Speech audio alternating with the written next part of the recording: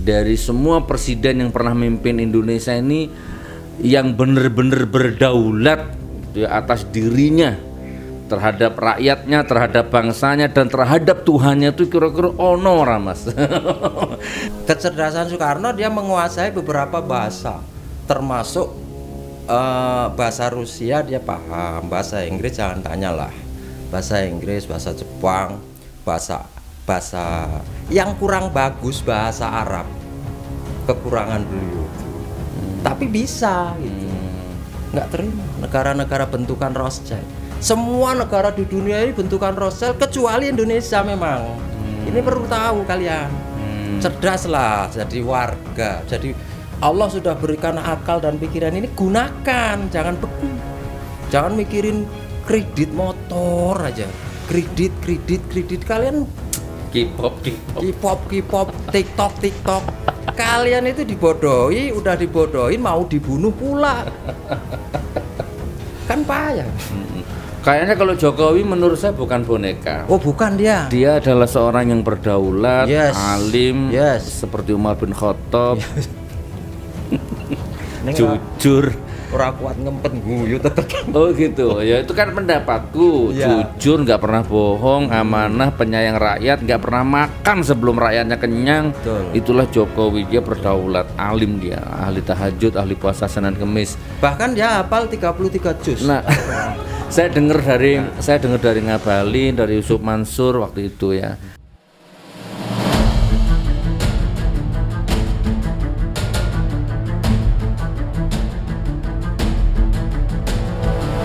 Assalamualaikum warahmatullahi wabarakatuh. Selamat datang di acara Ngobrol Menembus Batas bareng Gus Nur. Acara ini dipersembahkan oleh Munjiat Channel dan didukung penuh oleh GN13. Selamat menyaksikan.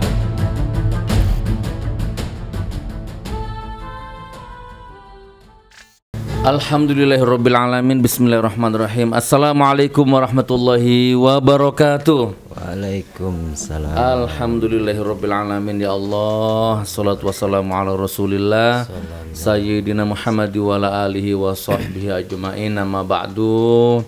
Saudaraku semua, dulur, konco, jamaah, umat, baik yang satu gelombang, satu frekuensi, satu dimensi, satu resonansi, satu apa meneh, satu frekuensi, resonansi, apa meneh, satu hati ya. Mudah-mudahan Anda tetap senantiasa dilindungi, diberkahkan, dibahagiakan sama Allah ya. Ataupun yang tidak satu dimensi, tidak satu resonansi ya, ada mungkin dari golongan jin, gendruwo, setan, tuyul, semuanya ya, saya doakan Anda mudah-mudahan berkah selalu. Amin amin ya rabbal alamin. Wah, Mas Haji ini banyak fan-nya loh Mas. Email, WA itu buk nakokno sampean niku. Wes. Gawat. Oh, ono sing siap jadi istrinya Mas Haji. Masya Allah, kagum dengan kecerdasannya ya. Oke, Masya Allah. Jadi ini yang ketiga kalinya ya Mas Haji. AC-nya nyalakan sayang.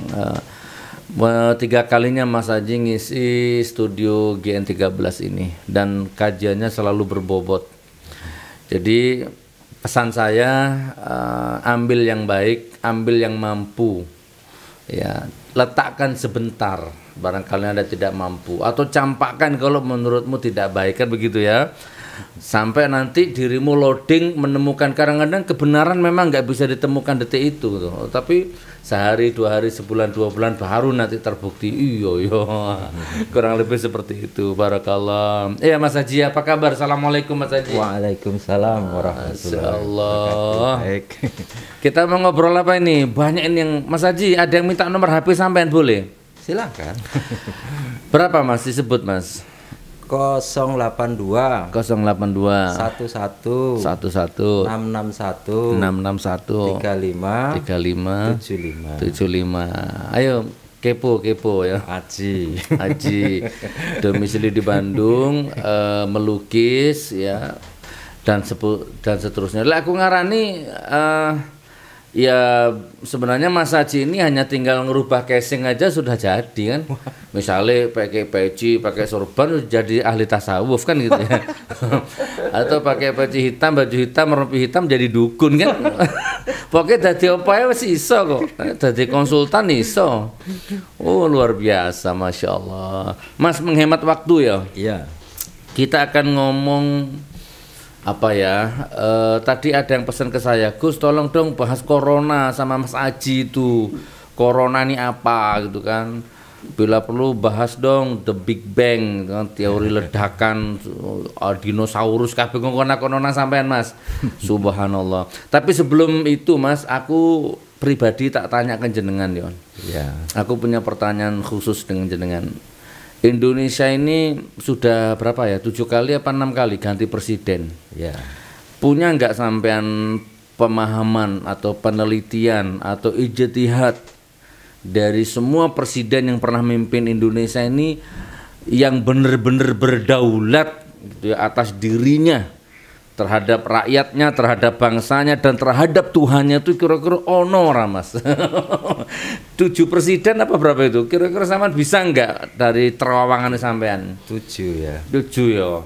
Yang ini presiden yang sekarang ini insya Allah the final of presiden demokrasi.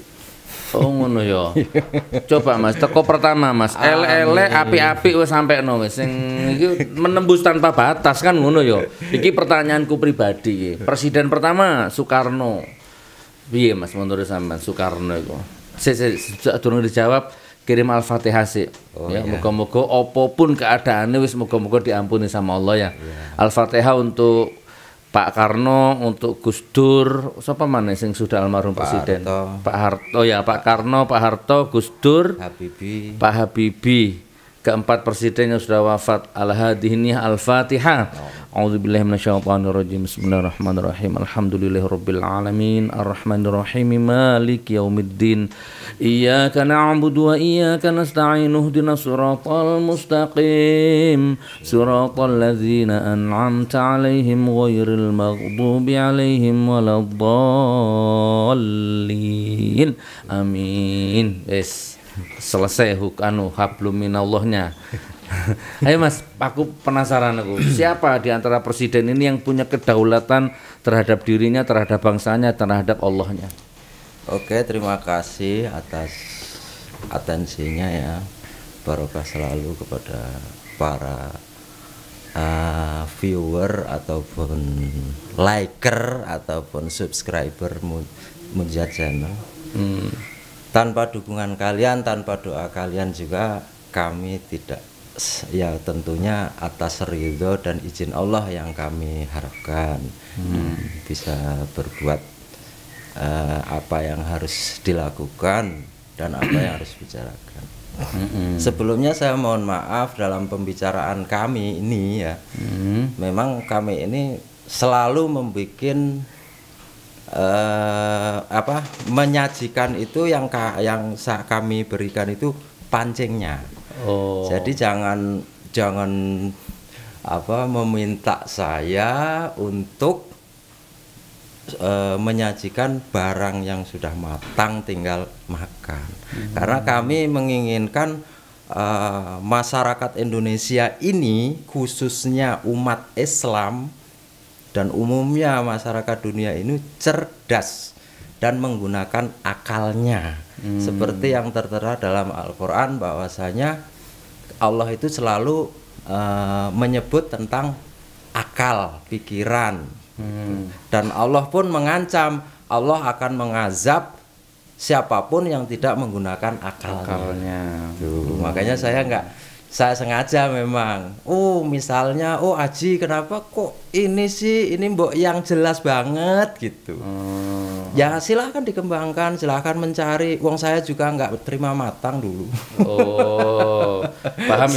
Paham yo, pancingnya rek supaya antum dikasih akal ini juga hidup. Betul. Jadi saya nggak akan ngasih ikannya, walaupun saya harus dikejar sampai bagaimanapun, saya tetap akan memberikan pancingnya. Itu yang dilakukan Soekarno juga waktu itu. Oh gitu. Ya. Alhamdulillah. Ya, semua saya pelajari memang. Presiden pertama Soekarno, presiden kedua, ketiga dan seterusnya itu. Baik buruknya Mas, baik Ya. buruknya ya secara bukan secara individu ya, baik buruknya secara kenegarawanannya. Ini berbicara pemimpin ya, bukan berbicara Individu. sosoknya Soekarno, sosoknya Soeharto dan seterusnya. Ini berbicara seorang pemimpin bangsa dan negara. Betul. Saya hanya mengapresiasi satu aja memang Dari 7. dari 7 presiden. Oh. Hanya satu yang saya apresiasi yaitu Soekarno. Karena Soekarno itu bahkan ya yang namanya presiden Amerika waktu itu siapa itu lupa saya. Tapi kalau presiden Sovietnya saya apal namanya Nikita Khrushchev waktu itu. Dia sampai berbicara begini, satu Soekarno kami sudah kerepotan. Apalagi ada beberapa Soekarno di Indonesia ini gitu. Siapa yang ngomong gitu? Itu Presiden Nikita Khrushchev, juga Presiden Amerika siapa ya waktu Tahun biru itu. tahun sekitar setelah sekitar tahun 50-an. Ya, di zaman Presiden Nikita Khrushchev itu. Karena apa? Rockefeller tidak bisa mendikte dia. Kalau negara-negara lain itu, Rothschild itu, elit global itu didikte. Bahkan kemerdekaannya pun didesain. Tapi Indonesia satu-satunya negara di dunia yang nggak bisa didesain. Nah, disitulah peran para yang kalian benci itu ya, orang-orang yang keturunan Arab asli, karena Arab juga ada Yahudinya. Artinya beliau itu keturunan atau dzurriyyah Rasulullah. Siapa? Waktu itu Kiai Haji Muhammad Martak. Oh. Kakeknya Kiai Haji Yusuf Martak, kakeknya atau bapaknya saya kurang tahu itu. Pokoknya ketika proklamasi itu di rumah dia di Jalan Pegangsaan Timur. Jadi di Jalan Pegangsaan Timurnya gitu. Kemudian rumah itu kan dihibahkan. Walaupun sekarang sudah nggak tahu itu oleh agen-agen itu ya. Kalau yang lebih tahu dari itu mohon dikoreksi, bukan membuli. Karena kalau orang membuli itu orang yang nggak ngerti, orang yang nggak terima, udah nggak ngerti tapi nggak terima karena pro. Nah itu bisanya hanya membuli, nggak tahu judul. Itu ciri khas. Oke, balik ke Soekarno. Jadi dia yang kata presiden mana tadi? Presiden Soviet sama presiden Amerika. Mengatakan satu Soekarno aja kita repot ya. Karena Soekarno itu cerdas. Ya. Kecerdasan Soekarno dia menguasai beberapa bahasa, termasuk bahasa Rusia dia paham, bahasa Inggris jangan tanyalah. Bahasa Inggris, bahasa Jepang, bahasa yang kurang bagus bahasa Arab. Kekurangan beliau itu. Tapi bisa gitu. Bahasa negara-negara yang di Amerika kalau nggak salah ada 21 bahasa lah kurang lebihnya gitu. 20 bahasa mungkin kurang lebih. Itu kehebatan IQ Soekarno. IQ Soekarno itu besar. Jadi otaknya besar. Cuman waktu itu karena baru merdeka jadi keuangan, ekonomi morat-marit. Apalagi kan yang namanya kemerdekaan Indonesia yang seharusnya itu by design, ini lebih dimajukan. Bung Karno kan waktu itu tunggu dulu keputusan dari Kekaisaran Jepang. Karena Indonesia waktu itu dicengkeram oleh Jepang. Otomatis yang harus melepaskan itu adalah orang dari Kekaisaran Jepang gitu. Tapi para ulama, para habaib tidak. Sekarang culik beliau, culik dia, bawa ke rumah, besoknya proklamirkan kemerdekaan. Pinter, ini petunjuk Allah, petunjuk Allah. Jadi tidak ada segala sesuatu tanpa petunjuk Allah bagi mereka, karena mereka kan habaib, para ulama-ulama itu. Karena dimerdekakanlah. Nikah nggak terima gitu kan? Siapa? Nica itu apa? tentara. Oh, tentara Jepang. Belanda. Belanda Belanda nggak mau mengakui. Yang mengakui Palestina, negara-negara Arab, negara-negara Rothschild nggak terima, negara-negara bentukan Rothschild. Semua negara di dunia ini bentukan Rothschild kecuali Indonesia memang. Ini perlu tahu kalian. Cerdaslah, jadi warga, jadi Allah sudah berikan akal dan pikiran ini, gunakan, jangan beku, jangan mikirin kredit motor aja, kredit kalian. K-pop, TikTok. Kalian itu dibodohi, udah dibodohin mau dibunuh pula. Kan payah. Keluarlah dari lubang buaya, nggak ada untungnya. Udah di dunia sengsara, matinya naudzubillahi min dzalik, mati kafir tanpa hisab sudah ke neraka. Kalau kita nggak mau berpikir masalahnya. Tuh. Nah itu setelah itu terjadilah huru-hara. Belum lagi dari partai komunis. Dari komunis itu 1948 komunis jelas dihabisi oleh Presiden Soekarno. Masih bagus karena ulama masih membackup. Ini bedanya. Ketika Presiden Soekarno masih di backup para ulama dan Soekarnonya masih kupingnya ini mau bolong untuk cakap ulama gitu. Cakap para ulama itu didengarkan, enak. Ini saya ringkas saja lah. Ringkas ya. Saya nggak perlu ini, biar mereka nyari gitu. Ketika beliau ini masih mendengarkan apa namanya cakap para ulama, maka enak gitu. PKI ditumpas habis, Muso dihukum mati. Ya kan? Kemudian Presiden Soekarno banyak janji. Ini mulai terjadi kesalahan. Manusia kalau sudah tidak mengikuti aturan Allah, maka dia akan melenceng. Sudah tidak mendengarkan ucapan-ucapan para alim ulama. Terus gimana? Contoh janji kayak misalnya daerah istimewa Aceh nggak diberikan. Kemudian syariat Islam setelah memproklamirkan kemerdekaan, syariat Islam akan dijalankan dengan sepenuhnya. Ini kan sunatullah. Setiap pemimpin wajib kalau mau diberkahi gitu. Kalau mau diberkahi. Ini nggak dijalankan. Justru setelah tahun 55 Soekarno itu ketika dia keluar dari PBB enak pidatonya. Dalam bahasa kata I am very hates liberalitas saya. Aku ngono kuwi lah cara Inggris tenan aku yo ra iso. Intine aku benci liberalisasi. Aku benci neokolonialisme kayak Mahfud MD malah. Keliru. Keluarlah dia. Gitu. Karena apa? Soekarno dipepet oleh David Rockefeller waktu itu. Untuk supaya Rockefeller mendapatkan konsesi. Konsesinya apa? BI itu harus diswastakan. Maksudnya waktu itu. Itu yang Saman apresiasi ya, di antara 7 kekurangan tadi yang Saman bahas kayaknya ini ya, kelebihannya. Kekurangannya masih ada sedikit kelebihannya. Itu dia ketika dia keluar dari PBB karena dia tahu sepak terjang PBB itu apa sebenarnya. Sejak berdirinya PBB tahun 1958 itu kan setelah 55 berarti kan pemilu itu.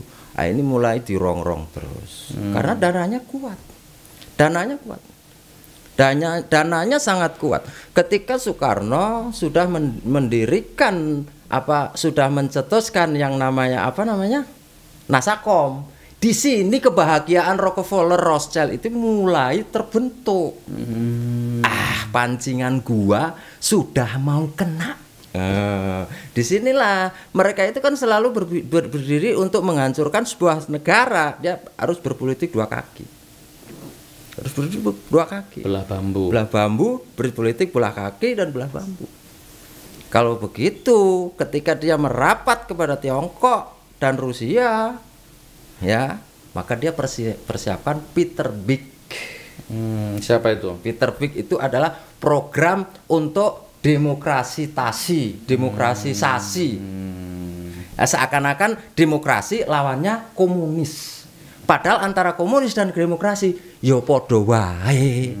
Sing menang yo Rothschild, sing menang yo Federal Reserve kan gitu. Sampean kembangkan, ini pancingan namanya, ini pancing. Itu kelemahan Soekarno, dia setelah keluar dari PBB tetap dia tidak mau mendengarkan cakap ulama. Itu saja kelemahan dia. Kelemahannya satu aja itu. Ulama kan pewaris Nabi ya. Ulama dan para habaib sudah tidak didengar. Bahkan usulan-usulan kelompok kiri untuk membubarkan Masyumi, membubarkan tentang pokoknya yang berbau Islam itu dilaksanakannya sama Soekarno. Berarti sekularisme itu sudah ada sejak Soekarno berarti ya? Sudah. Cuman memang repot mereka karena kemerdekaan Indonesia ini bukan desainnya dia gitu. Mereka bukan. Tapi Soekarno bukan presiden boneka ya, bukan? Bukan. Satu-satunya presiden di Indonesia yang bukan boneka Soekarno, titik. Yang lain silahkan pikir sendiri. Kalau mau menelusuri seseorang, mau menelusuri sesuatu, satu open mind, kemudian netral. Jangan pro. Kalau pro sampean nggak bisa. Nggak bisa. Open mind. Otaknya ya, tapi kalau otaknya kecil kayak cebong nggak bisa, Bos. Ya wis, Soekarno ya. Terus yang kedua, ya ini kelemahan ya. Kelemahannya sudah saya anggap sudahlah. Kelemahannya ini aja diglobalkan kan dia udah nggak mau mendengarkan ulama dan para habaib ya. Kedua, ada satu kebaikan Soekarno yang sangat-sangat vital. apa itu? Ketika di akhir hayatnya beliau memang harus mengakui bahwa apa yang telah dilakukannya salah, maka dalam segala kepemimpinannya dia sudah montang-manting karena kemelaratannya, karena apa namanya 10% dari harta 200 kerajaan Muslim Indonesia yang mencapai segitu banyaknya triliun itu, akhirnya beliau ingat bahwa dia ketika memerdekakan Indonesia itu dimodali oleh 200 kerajaan Islam di Indonesia. Coba Gus Nur tanya itu. Riau itu kerajaan apa itu? Indragiri aja itu berapa triliun itu? Itu satu kerajaan itu 1000 triliun lebih. 1000 triliun lebih. Ini 200 kali 200. Kerajaan Palembang, Sriwijaya.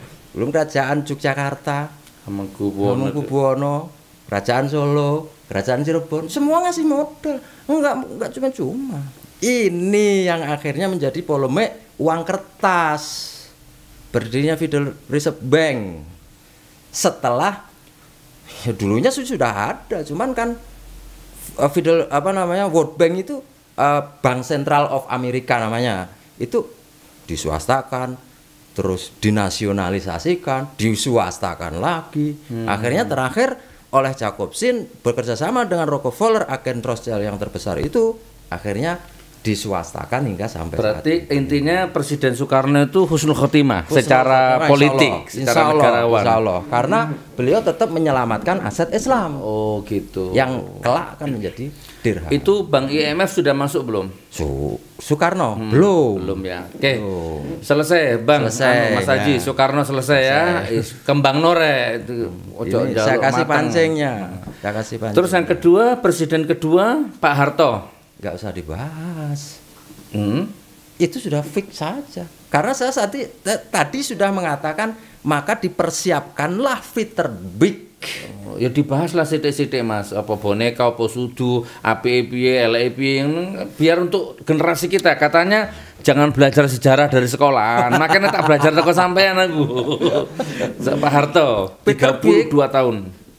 Ketika Soekarno dia condong kepada itu, sebenarnya Soekarno ini terjebak saja, tapi nggak usah kita bahas. Oke. Condong kepada Mao Zedong, condong ke Tiongkok, maka ini sebenarnya kan jebakan dia, gini. Maka dipersiapkanlah pakar demokratisasi yaitu Peter Big tadi. Maka disitulah ketemu 9 naga yang kelak menjadi 9 naga. Disitulah berdirinya Orde Baru. Sampean gabungkan Novus Ordo Seclorum, New World Order, tatanan dunia baru. Sedangkan zaman Orde Baru, zaman Soeharto itu Orde Baru. Podora. Podo berarti mulai Presiden Soekarno adalah impossible hand. Ingat tuh, itu yang disebut impossible hand hingga detik ini. Yang repot itu kayak Presiden Habibie, yang nggak ngerti. Dari ya nggak Terus ada. Pak Harto presiden, aku tetap bertanya ini, punya pertanyaan. Presiden Soeharto presiden boneka bukan? Yes. Oh sudah mulai boneka ya. Yes. Boneka sopo? Negara sopo mana? Disebut apa ora? Sakarepmu, sakarepe sampean. Kalau yang namanya boneka, iya tetap elit global. Oh gitu. Tapi aku tak pakai bahasa rakyat aja, tapi enak zamanku toh. Aman. Seandainya saya jadi Soeharto, saya pun akan begitu. Saya tekan dulu. Karena kelak saya ini namanya akan jelek sekali kalau saya nggak menekan. Saya harus punya jalan, punya trik supaya nama saya baik. Karena saya akan berkuasa menurut perhitungan mereka. 32 tahun ya. 32 tahun. Utang, dan hutang. Dan subsidi. Toh ketika meledak yang tanggung jawab kan rakyat, bukan saya. Saya tenak nama baiknya. Sengsara untuk rakyat, nama baik buat saya. Paham nggak ini? Paham. Kalau saya jadi presiden, ketika saya ini sebagai orang yang impossible hand, maka saya akan menerima tawaran itu. Utang. Subsidi. Toh ketika jatuh tempo, karena jatuh temponya itu 30 tahun. Pas nggak? Pas nggak kira-kira? Pas. Maka yang nanggung siapa? Pajak rakyat. Dolar waktu itu 15.000. Ulah siapa? Ulah saya lah. Iya. Kalian mau berpolitik, mau berkelit seperti apa, wahai elit global? Ketahuan kalian. Allah Maha Dikdaya. Kalian mau lawan Allah? Silakan kalau bisa. Insya Allah 2022 kalian hancur secara total. Amin. Amin ya Rabbal Alamin. Ya. Dari yang paling atas hingga simpatisan yang nggak mau tobat paling bawah. Insya Allah. Allahu Akbar. Itu Pak Harto ya. Sudah cukup. Jadi tapi waktu itu Pak Harto jari ini rakyat makmur, semuanya enak itu. nggak tak subsidi kok. Oh iya betul. Tak wehi kok. Oke. Modal kalau yang model ngasih segala sesuatu yang model ngasih itu semu komunis juga gitu. Wis pokoknya apa jare aku wis kon menengo. Pers dibungkam nggak waktu itu? Iya betul. Kita gunakan ini. Pak Soeharto ya, yang ketiga Mas Haji. Siapa ketiga? Gus Dur. Waduh, iki aku wedi nek bahas itu iki. wedi banser. Intinya sama aja. Intinya sama aja. Tapi nggak apa-apa lah nembus batas kok. Ya inti ngene wis, Gus Dur waliullah wis titik wis. Ya silakan. Maka apapun yang sampean bahas walaupun itu jelek, kan beliau waliullah ngono ae, cek netral. Oh iya. Cek digeruduk banser. Ya, tapi berbicara yang nggak semestinya menyangkut nama Allah, dimurkai saya. Oh ngono. Ya wis saiki ngomong wis. Gus Dur, ya penyela atur sajalah. Kalau berbicara Gus Dur, maka saya alihkan. Indonesia juga by design gitu. Karena di situ kita punya seorang ulama besar bernama Prabu Sri Aji Jayabaya gitu. Gus Dur ini masuk kategori sumolo atur. Orang ana gunane. Kur ngisi kekosongan tok. Betul, karena impeachment juga akhirnya ya. Apa impeachment apa waktu itu? Apa git ngono kuwi lah apa iya bulog git gitu. Wis ngono wae engko ndak aku ditonyo. Habibie enggak usah dibahas. Repot karena kan enggak mungkin terima kebenaran kan. Jadi kalau ada sesuatu itu sebenarnya ada dua sesuatu yang membuat kita emosi. Yang kita itu jangan pro ke sana, pro 211 A sama B. Kita pro ke A ke pro B, nggak akan nemu. Yang kita cari kebenarannya. Betul. Kalau mereka kan nggak begitu. Wis pokoknya jancok kowe anu bapakku mau anu tuding-tuding. Ora terima aku. Kebenarannya kan nggak tahu apa aku tak tuding-tuding tenan apa ora kan nggak ngerti. Oh gitu. Itu ya. masalah.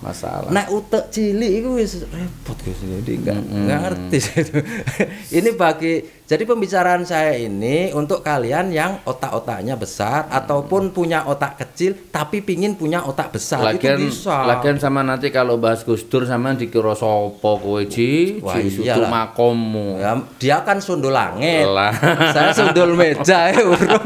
Ya repot wis ngono ya. Iya, ya sudah Gus Dur. Terus Pak siapa Habibie atau Megawati itu? Nah, aku lali. Wis pokoknya dibahas secara umum lah. Pak Habibie sama aja. Pak Habibie itu justru dia hanya transisi untuk dia sampai ke yang lebih parah, yaitu dia setelah dia kan terjadi Gus Dur itu. Kemudian jelas setelah Megawati, SBY dan apalagi yang sekarang itu setali dua uang. Coba SBY coba langsung aja saya potong SBY. SBY kan SBY kok ngene kok apa ngene SBY itu ya? Ya begini. Begini SBY kok.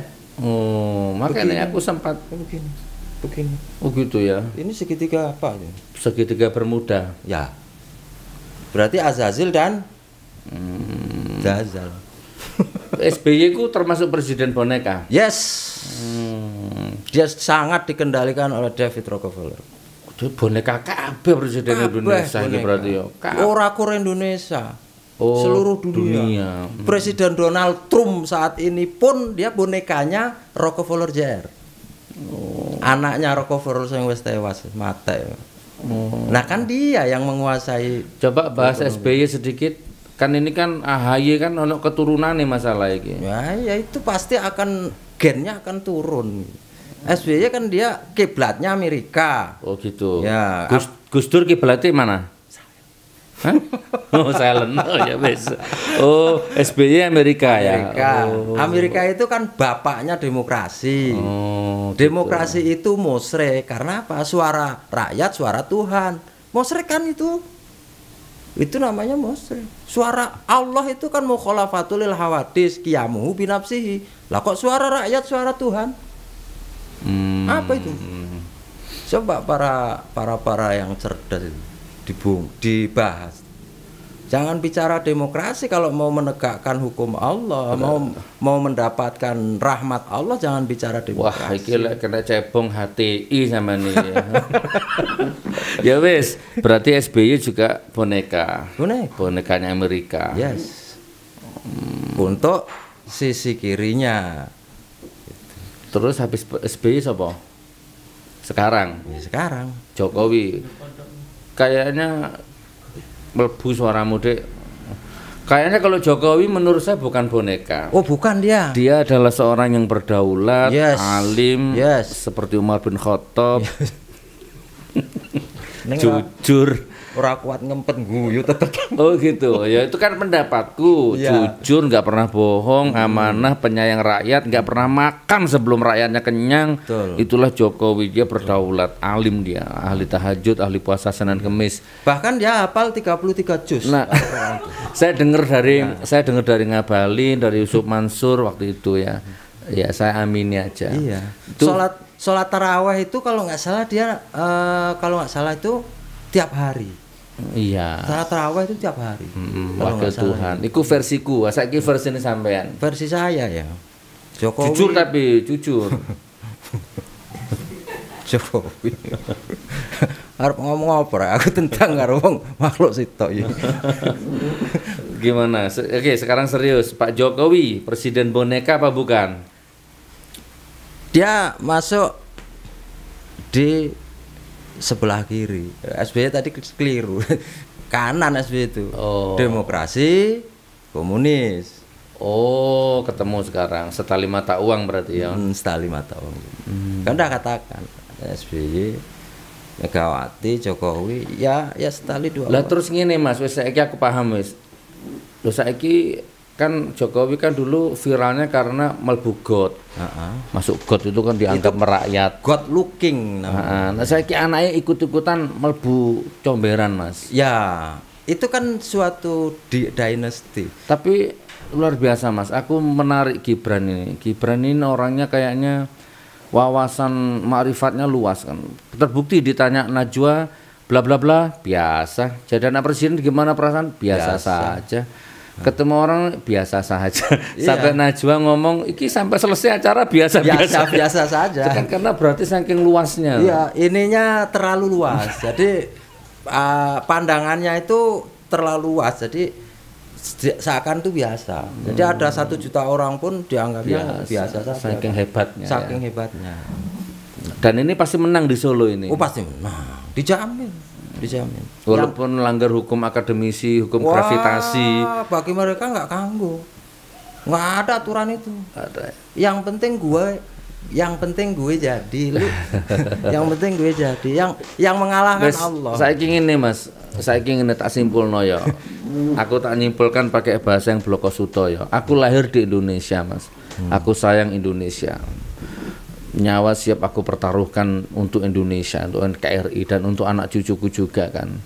Syahid mati berkalang tanah demi Indonesia. Lele presiden 7 kali ki boneka kabeh. Lah terus piye nasib Indonesia ku Ibu Pertiwi ku anak cucu ki piye? Ngono solusine piye, Mas? Kita ini kan umat Islam dan kita ini harus sampai kepada tahapan paling tidak mukmin. Mukmin aja. Mukmin itu masih dihisab tapi hisabnya ringan. Oh gitu ya. Ya untuk sekelas saya ini untuk jadi muhsin itu kok berat. Tapi walaupun juga pingin. Muhsin. Ya muhsin. Mukmin aja lah. Berusaha untuk jadi orang mukmin. Karena di Al-Qur'an dan di sabda Nabi Al-Hadis semuanya sudah diterangkan tentang dunia ini. Sudah diterangkan. Yang namanya sunatut tadawul, sunnah bergantian. Apa itu? Oh iya. Allah sudah terangkan. Terus ujian berat bagi umat Islam itu ada di fase keempat karena Allah mencabut hak kepemimpinan dunia dari umat Islam. Itu fase keempat. Nur, berarti nanti kita bukan buat berseri aja ya. Ini agak panjang tapi berseri nanti. Keren, Mas. Alhamdulillah. Cukup ya presiden ya. Jadi cukup. Terus solusinya nanti Allah yang memutuskan Allah, ya, akan kita berpegang teguh. Pandito sapa? Pandito Ratu apa? apa? Sabdo Pandito Ratu atau apa? Apa wong pingit sing nyelamatkan Indonesia iki lho istilahnya. Oh, yang menyelamatkan Indonesia adalah orang yang diberi tanda. Dia itu ada di Kalikit, seorang putra Kalikit. Kalikit itu apa? Kerajaan. Tapi itu di dimensi lain. Oh, gitu. Cuman dia dikitakan gitu loh maksudnya. Ini mohon maaf, yang nggak nyampe nggak usah berasumsi. Oke. Kalau yang nggak nyampe berarti ini bukan untuk kalian. Tinggalkan untuk hal ini. Oh gitu. Dia ada seorang nama yang saya tahu itu namanya Sri Rojak Proboraseso Putro Paningit. Dia itu berjalan 2 orang, kakak beradik. Ini kakak yang paling atas, ini adik yang paling bawah. Dulu dia melakukan pekerjaan, adiknya mengikuti. Dia hanya bertanya, ini buat apa kak? Udah kamu nggak usah banyak ngomong, ikuti saja aku. Kemudian membawa sesuatu ditaruh di sini, di sini, di sini. Dan disitulah maka ketika ini kan sesuatu yang sudah diberikan Allah kepada kita melalui orang tua kita dalam pembicaraan itu ya maksudnya. Nanti kita ini akan ada tugas. Nah, tugas itu akan dilakukan oleh kakakmu ini. Tapi kamu harus menemani. Nanti ini akan sangat berguna untuk umat seluruh kalau dulu bahasanya kan pardikan Jawa Dwipo apa piye lah bahasanya seperti itu. Saya kan pakai ini saya terjemahkan aja lah apa. Nanti kita ya sudah, kamu kan sudah tahu apa yang saya bawa. Iya sudah kak, terus gimana? kita berpisah di sini. Lah kakak mau kemana? Saya mau pulang. Lah terus saya kemana? Kamu temui mamamu. Mama di mana? Ya udah kau cari aja sendiri. Terus gimana? Saya takut. Nggak perlu takut, kau jalanlah terus. Nanti kau akan ketemu mamamu. Terus kapan kita ketemu kak? Nanti di tahun kembar. Itu saya membaca artikel itu maksudnya. Buku yang sudah kuno, buku yang tulisannya kok cendol no kae, cuman diterjemahkan oleh seseorang gitu. Jadi ini tahun 2020 Kembar. ya. Itu namanya orangnya itu. Dia dua kakak beradik itu namanya Sri semua gitu. Kayak wong wedok. Itu yang akan menyelamatkan Indonesia. Iya itu. Beda dengan dimensi lain, misalkan Imam Mahdi kan muncul juga itu nama Imam Mahdi itu. Mungkin ada kaitannya juga. Oh gitu ya. Ya Al-Mahdi itu kan saya setelah mendatangi para alim, ya otomatis underground ini. Alim yang nggak mau dia naik ke permukaan. Ada dua versi. Dan mereka beliau-beliau ini selalu mengatakan dua versi yang saya temui ini kembang nole. Kembang nol. Al-Mahdi itu yo iso sosok, yo iso sistem. Ya ini kan saya jadi berpikir apa itu ya? Bisa sistem, bisa sosok, seperti Dajjal. Dajjal itu hadisnya jelas, sosok kan. Tapi di sini kan berbicara beliau mengatakan makar Allah. Gitu. Bahasanya orang Linuwe itu kan nggak banyak, hanya sepotong. Kan intinya Indonesia ini kan harus ditolong, harus ada yang menolong. Allah akan menolong Indonesia kan gitu kan. Mosok 7 kali ganti presiden kok boneka terus kan ngono toh. Bahasaku lah. Memang segala sesuatu itu kalau sudah sampai ke 7 itu selesai. Oh gitu ya. Iya ya. Iya kan? Misalnya Dek Nur itu Kiai Polampue gitu. Setelah turunnya ke 8 udah nggak jadi kiai lagi biasanya. Oh gitu. Jadi itu yang saya temui begitu. Makanya rata-rata ada orang kalau anaknya 8 itu yang ke-8 tuh miskin gitu. Miskin. Karena memang sugine mek pitung turun toh. 8 ada. Ya wes Gitu. Iya barakallah ya. Kembangno teman ya. Masya Allah. Oke. Ini memang sengaja saya bikin teka-teki untuk mereka biar pinter. Niat saya mereka biar pinter. Lek kepingin ngaji langsung nang sampean teko nang Bandung ngono ya. Aja lali nggawa beras syarat. Sing paling penting nggo pitik ireng mulus. Iki ngaji kejawen iki. Enggak, beras lah minimal. Beras kan syariat. Toh enggak butuh banyak. Mas Haji itu cuma 1 kaleng. Yang dibutuhkan Mas Haji itu cuma 1 kaleng. Bawa beras 1 kaleng ke rumah beliau, itu nanti sah baiat murid sama gurunya. Kurang lebih 3 hari di rumahnya Mas Haji ini. Makanya pastikan kalengnya kaleng aspal, bukan kaleng susu. Jadi bawa beras 1 kaleng aspal gitu ya. Cukup telung dino Mas? Cukup. Jadi duduk kaleng susu ya, Cukup. kaleng aspal ya. Nah, aspal. Kayak nyandak dia. Sakmene dhuwure. Masya Allah. Ayo Mas ganti topik. Oke nanti bersambung sampai di sini ya. Kita ganti topik. Masya Allah. Mas, Nur ala Nur atau The Big Bang, apa itu Mas? Jadi alam dan isinya ini katanya tercipta karena sebuah ledakan yang besar. Biyen kok ono ledakan Mas.